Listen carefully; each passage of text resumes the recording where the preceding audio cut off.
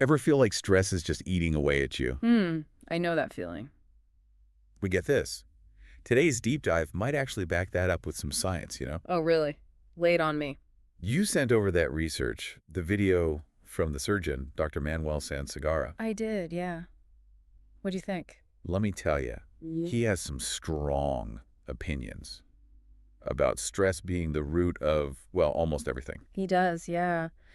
He's coming at this whole thing from a medical perspective, you know. He's focused on how stress impacts us physically. And he does not sugarcoat it. He's basically saying stress, especially the kind that just lingers, Right. saying it could be the starting point for a whole bunch of health issues. Yeah. And we're not just talking about feeling a little overwhelmed. He's connecting it to major things, Oh, yeah. like heart disease and even cancer. It's pretty wild, his perspective. His whole take on the ego is fascinating, too. He points to the ego and the stress it creates as a huge player in our modern world. He even says, oh, what was the stat?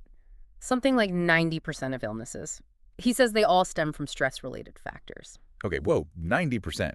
That's a huge GE claim. Yeah.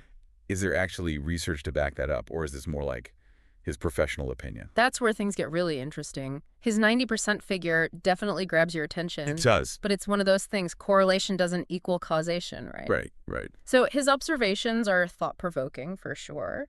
But a lot of factors contribute to those really complex diseases. Yeah. Other researchers might focus on specific types of stress, you know, like the chronic grind of work stress versus a sudden life event, something like that. That makes a lot of sense. I mean, we've all heard stress is bad, but it's definitely more nuanced than that, right? Exactly. And Dr. Segarra, to his credit, he does kind of delve into the how of it all. Okay. He talks about how stress triggers those hormones, you know, cortisol, adrenaline. Yeah. They're meant to be our body's quick response system, right? Imagine like our caveman ancestors facing down a woolly mammoth. Right. Helpful in short bursts, but not so much when they're constantly flowing. So that feeling when you're racing to meet a deadline and your heart's pounding, Oh, yeah. that's cortisol and adrenaline. Exactly. Wow. But picture that deadline stress lasting not just for hours, but for days, weeks, even years. That's chronic stress.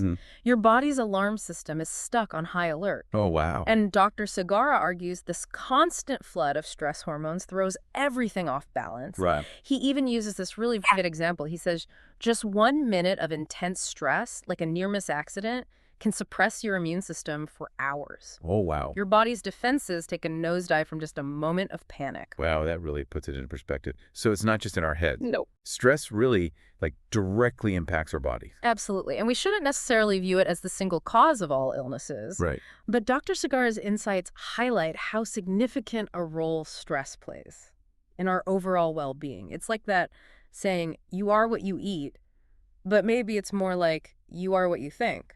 At least to some degree. So where does this leave us? If stress is really this powerful, finding ways to manage it. Yeah. It isn't just about feeling a bit calmer. It could be a key part of protecting our health long term. I think I'd agree with that. It's like anything else in life, finding balance is key. This has definitely given me a lot to think about. What about you listening? Where do you fall on the stress is making us sick spectrum? The conversation worth having, that's for sure.